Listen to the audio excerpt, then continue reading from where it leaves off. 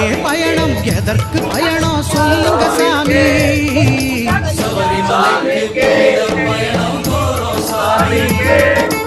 எங்கே பயணம் எதற்கு பயணம் சொல்லுங்க சாமி